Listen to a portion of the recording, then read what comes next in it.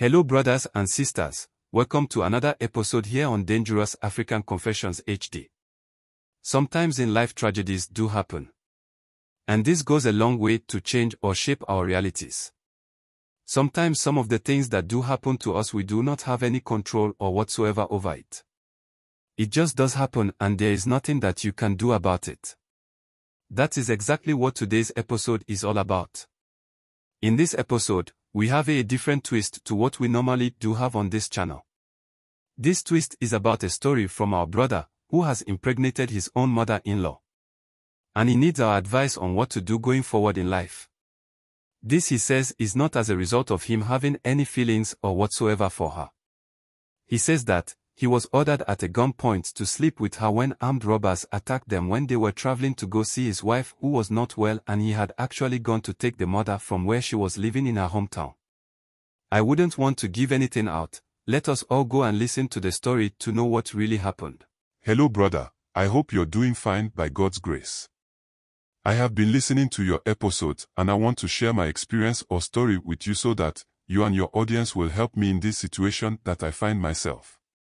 I have never imagined that I would get into a situation like this ever in my life growing up. Because, for me I am that person who always wouldn't want to do anything to hurt another human being. This has been my main driving force throughout my life. Be it going to school or when I started working. Even in my relationships before I met my wife, the plenty of broken hearts that I experienced, I never for once did anything to pay back or to hurt the ladies involved. Neither will you see me write or enter into an argument with my friends. This is purely me. And this has helped shape my relationship with my wife until now. Everything that I hoped and prayed for about our marriage is going down after this very incident that I am going to talk to you about. My beautiful wife does not want to have any years for me. She is threatening me with divorce, and honestly I love her so much to lose her. I guess my mistake was not tell her what exactly happened. But then again, I didn't tell her because I honestly didn't want to hurt anybody involved. I didn't want to hurt her nor her mother. Because I felt telling her would bring a lot of emotions which might lead to something uncomfortable and unexpected. So, I decided to swallow the guilt and pain all by myself. And anytime I see her and the mother, there will be this sharp burn or pain within me. Brother, it all happened when I met my beautiful wife when I went for an interview for a job hunting. She had also come searching for a job as well. So, when I sat next to her waiting to be called in for interview, I couldn't help but notice how beautiful and calm she was looking. The man in me came and I shoot for a conversation. She smiled beautifully and she was also cool with me. We talked for a while and I was called before her. I don't know why it happened so because I met her there. So, after I finished with mine, I wished her good luck and I left the office reception. At the car park, it dawned on me that I didn't take her number, and so, I decided to wait for her. She came to meet me and was wondering why I was still there. That was when I told her that I had done myself a great disservice for not taking her number. And that was the reason why I was still waiting. She laughed and her beautiful teeth caught my attention. You know, brother, everything about my wife is so perfect. That was how I met my wife. I didn't get the job, but she on the other hand did get the job. So I noticed that she was showing so much concern about me getting a job. She will call later after work to find out if I have been called and always wanted to know what has happened after numerous applications. It was when after I got a job that I finally asked to take her out, and the rest is history. I remember when she wanted to introduce me to her mother, she said something about her that I told her not to say that. But she jokingly said it is her mother, and that she knows her more than anyone outside. The thing is that, she told me that, she only hopes that her mother will not turn to like me more than she should. When I replied, but it will be a good thing if my future mother-in-law likes me.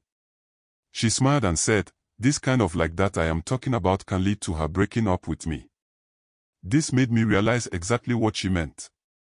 That was when I said, she shouldn't say such a thing about her mother, and she replied that she knows her more than anyone. After she introduced me to her. Apparently, her father died when she was young, so I didn't get the chance to meet her father. She has another younger sister who is also very brilliant just like my wife. After she introduced me to her mother, she will come to my place will ask that she doesn't like the way her mother asks about me and her facial expressions when she is talking about me. I realized it bothers her, so I decided not to go to her house unless it is something very important that requires my presence there. This I did very well until I finally was able to marry her without any trouble or problems from anyone. Our marriage is one beautiful relationship where we don't act as husband and wife but still live as though we are still dating. We talk almost about everything that we see just fine to talk about in the moment. When I see my wife out there and she is all going about so serious, I laugh at her sometimes and tell her that her colleagues should come to the house to see how she behaves. Those little teasing and stuff is what is driving our relationship. It is what we were doing during the time that we were not married and we carried it into our marriage. My father will always tell you that, never stop the things that made your dating or courtship so fun when you get married or else, it will break the marriage along the way. He always says, if you guys were outing every weekend when you were courting, make sure that you will continue to do your outing even if it is not every weekend. All that I am trying to say is that, he taught us to always find what is driving the relationship and never lose that for any reason. Or else, the marriage will not work. My wife and I, after some time in the marriage, decided to enter into cold store business. So, when I brought the idea, she was wondering how the business was going to flourish when we were all working from morning till evening. I decided to quit my job whilst she still worked in her office. This way, I can see to the daily rounds of the new business till it is well grounded. And so we bought our first car. This car, I would drop her in the morning at her workplace and then go on to do other things with regards to the cold store business. This we did for almost about a year, and when the first year of the business had come and we did our first year checks and balances, we realized an increase in the profit line of the cold store business. So, the following year, we started another one to make it two. She wanted to quit her job to also manage the second one, but I did not allow her to do so. Until it gets to a point where maybe we will have our third branch, then she can come in and supervise the entire branches, whilst I will be dealing with making sure of constant supply of the product. So, in the second year, I made sure she gets a car to ease the pressure of me having to go and drop her at her workplace. When she got the car and showed her mother the car, that was when her mother started to come to our house. She sometimes will come unannounced. Sometimes too, you will be there and she will call her daughter about missing her and wanting to come and spend some days with her. Her coming into our house became something that was becoming so much on a regular basis. Sometimes she will come with her younger daughter. There are times too that she will come alone. Because I was not working for anyone, whenever she will come, I will have to go and pick her at the lorry station to the house and then make sure that she will be more comfortable until maybe her daughter will return from work. One evening when we had finished eating and were watching television, she brought up a conversation that she wanted to ask me if I see it appropriate to have someone who can warm her bed looking at her age. I told her that I definitely cannot give her a yes or no answer because I am not in her shoes. And so, if she weighs all the pros and cons of going into a relationship at her age, and she thinks it will help her, then I wouldn't have anything to say. Even though her question and the conversation sounded very awkward and uncomfortable for me, I still managed to give her my honest opinion about it. My wife seems not to like the conversation her mother raised. So she decided to go and confront her in her room, but then, I had to stop her and calm her down about the whole situation. She then said that, whenever she comes to the city and she who is my wife is not at home and she calls me, I should not go and get her. I should tell her I am not around. I also want in peace promise to follow everything she has said. This made matters cool down that evening and I was able to sleep in peace. What brought about the recent issues between me, my wife and her own mother to the extent that my wife is asking for a divorce is that my wife became pregnant. And during this period, there were plenty of sicknesses from this one to the other and so on. So I had a very decent conversation with her to allow her mother to come and be with her, so that she been there before can know how to go about things. This she wholeheartedly agreed to do. So I was to go for a supply in their hometown and then I decided to use that as an opportunity to travel back to the city with my mother-in-law. So, I made my wife call her to inform her about my coming and the fact that she wants her to come and be with her during this period. I got to the place somewhere around 4 p.m. after going rounds with my supply. The main reason why I wanted to be part of this supply was that these people were new customers and I wanted to make sure that our supply van will be there on time and serve them well. When I got to her place, she was now cooking, so I had to wait for her to finish everything and pack her belongings that she would be needing. Her younger daughter wanted to also come with us, but I promised her that as soon as she finished her exams the following week, I will myself come and take her back to be with her sister. So we left the house around 8 p.m. thereabout. The journey is about 2 hours journey, and so I called my wife that we were returning.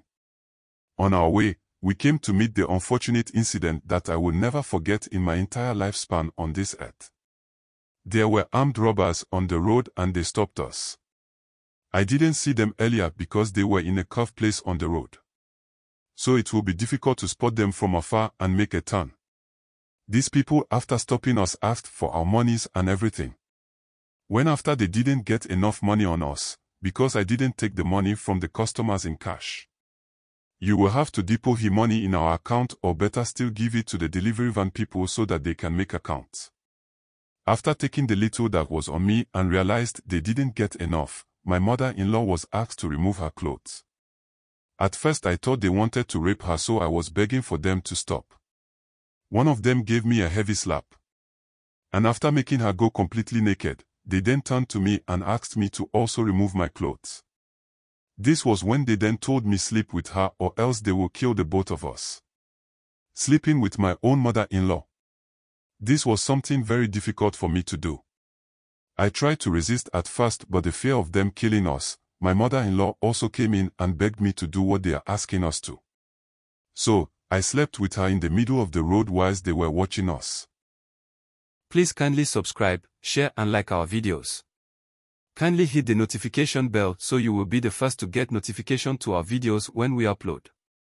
Like I always say, these are not just stories for story's sake. They are meant for us not to make these mistakes our brothers and sisters are making. That's why we share these stories with you. Let us be very careful with the kind of life that we live and how we do not take our safety seriously. One thing is that, in these most African countries, when you drive at night it is very risky and dangerous. Because, on our highways, there are not lights and no police command units on our roads protecting the civilians who are going about their ways.